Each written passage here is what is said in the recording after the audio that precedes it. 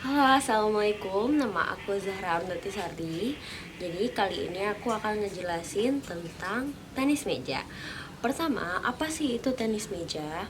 Tenis meja adalah cabang olahraga yang dilakukan oleh dua orang pemain atau bisa disebut nomor tunggal, ataupun bisa dimainkan oleh dua pasang pemain atau di nomor ganda secara berhadapan dengan menggunakan bola kecil dan juga bat dari kayu yang dilapisi karet, jadi dilapisinya bolak-balik gitu, dan lapangan bermainnya itu berbentuk meja. Jadi untuk organisasi olahraga tenis meja ini, atau sehari-hari kita biasa panggil pingpong, secara internasional namanya ITTF atau International Table Tennis Federation atau PTMSI, kepanjangannya Persatuan Tenis Meja Seluruh Indonesia. Itu untuk tingkat nasional atau di Indonesia. Jadi di dalam negeri disingkatnya PTMSI, kalau di luar negeri disebutnya ITTF. Oke, kita lanjut ke sejarah tenis meja. Untuk sejarah sendiri, permainan tenis meja sudah dikenal di Inggris sejak abad ke-19.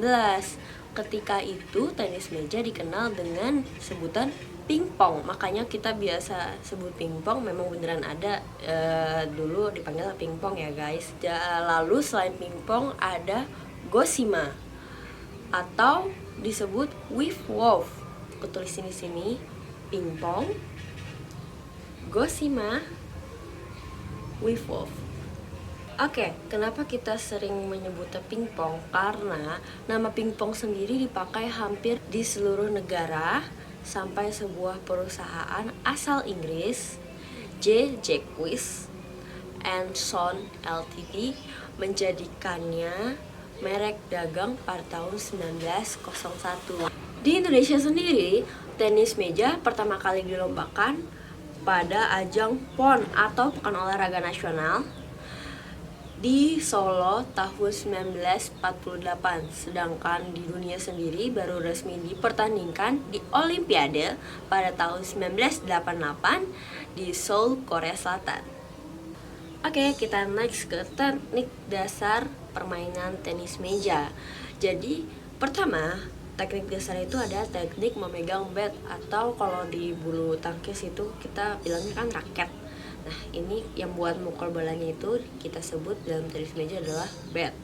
Jadi dalam memegang bat ini ada 3 teknik dasar untuk memegang bat, yaitu yang pertama ada shake hand grip, yang kedua ada pen hold grip, yang ketiga ada similar grip.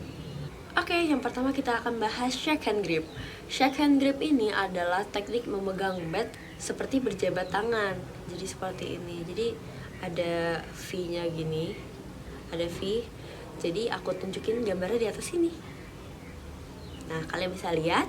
Nah, teknik ini banyak dipakai oleh para pemain profesional sebab teknik ini populer di negara-negara Eropa. Melalui cara ini, pemain bisa memakai kedua sisi bat, jadi tidak hanya pakai satu bat. Jadi untuk mempermudah pemain itu melakukan permainan bola pingpong atau tenis meja. Yang kedua, ada pen hold grip. Nah, pen hold grip ini apa sih? Pen hold grip adalah teknik memegang bat mirip seperti memegang pena atau pulpen. Jadi kalau kalian megang pulpen kan seperti ini ya. Nah, kalian bisa lihat gambarnya di sini. Nah, ini dia gambarnya. Untuk teknik ini nih sering juga disebut dengan Asia grip. Walaupun para pemain Asia sendiri banyak memakai teknik shake hand grip. Nah, untuk pegangan ini hanya bisa satu sisi bat yang dipakai, makanya jadi agak terlalu susah ya. Kalau tadi sebelumnya kita bahas shake hand grip itu bisa dua sisi bat, sekarang kalau pen hold grip itu cuma satu sisi. Jadi makanya kebanyakan pemain-pemain pingpong atau tenis meja menggunakan shake hand grip untuk memudahkan dia sama permainan tenis meja. Yang ketiga, ada teknik similar grip. Nah, teknik ini juga banyak dipakai di kalangan profesional dalam tenis meja.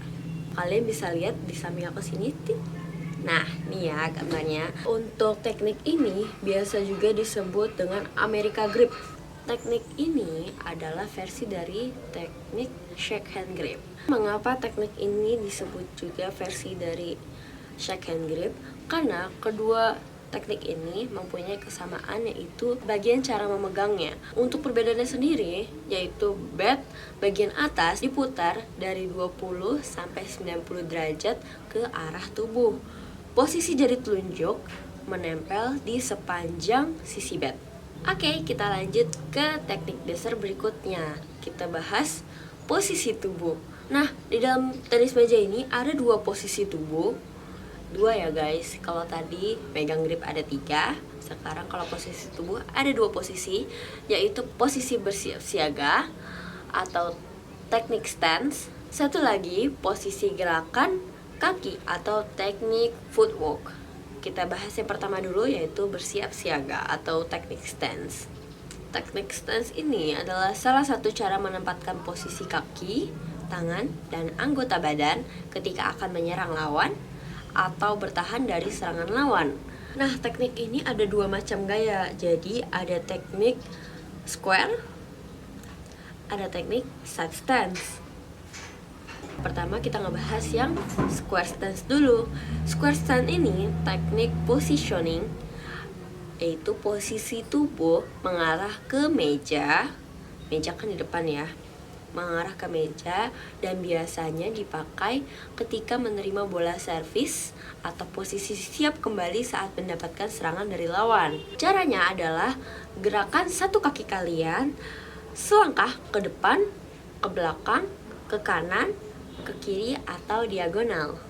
Selanjutnya kita bahas yang side stance. Side stance ini dilakukan dengan posisi badan menyamping ke kanan atau ke kiri, sehingga posisi bahu lebih dekat dengan net ketika akan menyerang lawan. Jadi ini berlaku untuk menyerang lawan saja.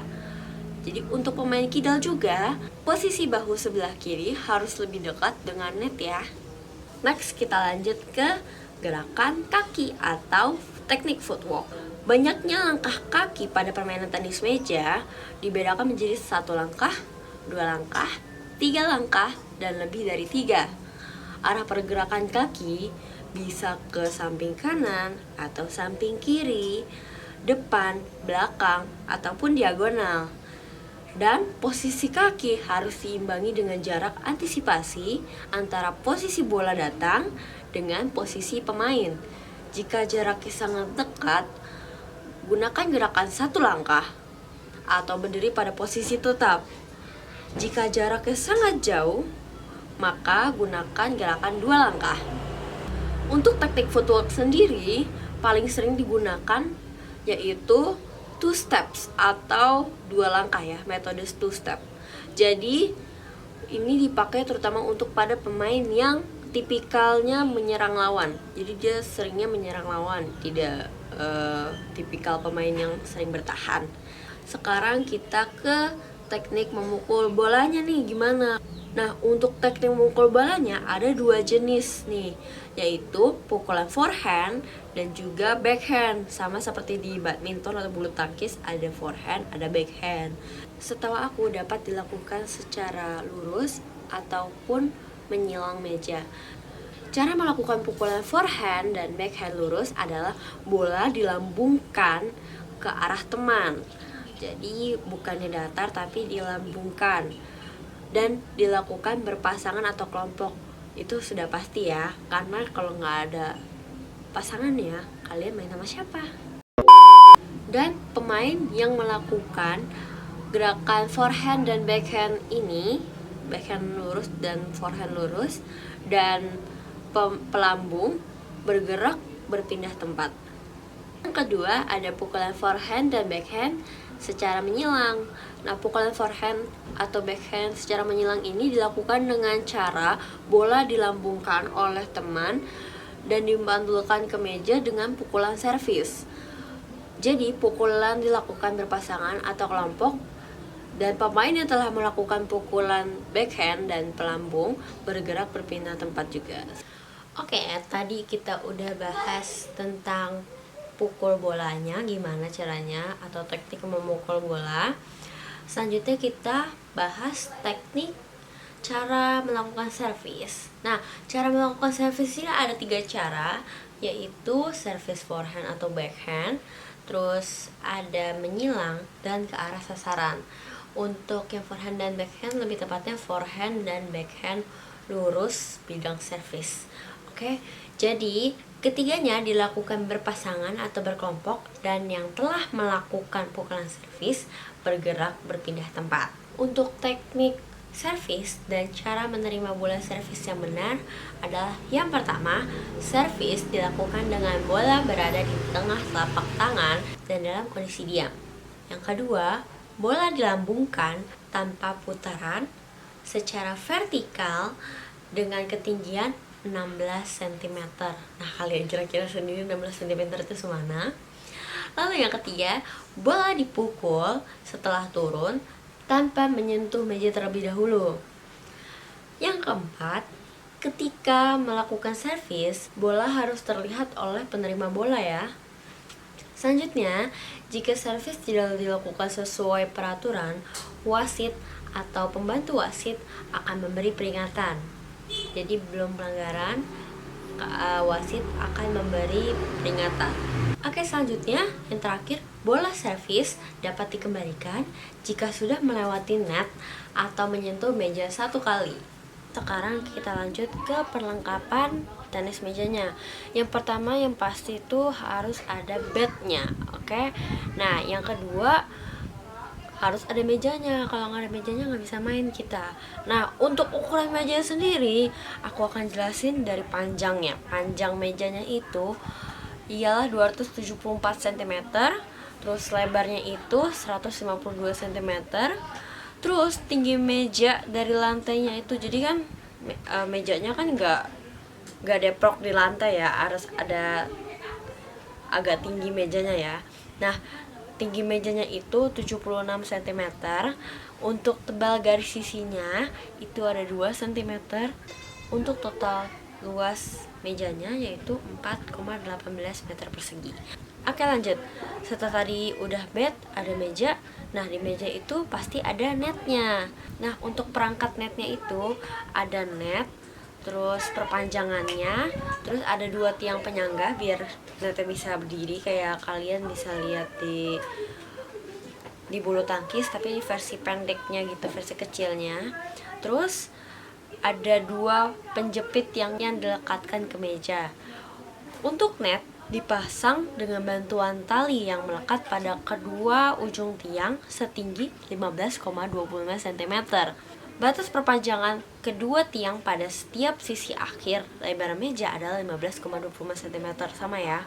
Dan net memiliki ukuran panjang 183 cm dan lebarnya atau tingginya sebesar 15,25 cm dan luasnya itu, total luasnya 0,28 meter persegi. Dan untuk dasar net sepanjang lebar meja harus rapat dengan permukaan meja, dan perpanjangan ujung net harus rapat mungkin dengan tiang penyangga. Jadi biar bolanya itu nggak loss lewat bawah net gitu, jadi harus rapat ya. Oke, lanjut kita ke bola. Nah, gak lengkap kalau tanpa bola, ntar main tenis mejanya gimana, iya kan? Nah, biasa kita manggil bola pingpong atau bola buat tenis meja. Nah, bolanya ini terbuat dari bahan selulosa yang ringan dengan diameter 40 mm dan beratnya hanya 2,7 gram. Jadi nggak seberat kayak bola tenis kayak gini. Dan jika dijatuhkan dari ketinggian 30,5 cm, bola akan menghasilkan pantulan pertama setinggi 23-26 cm.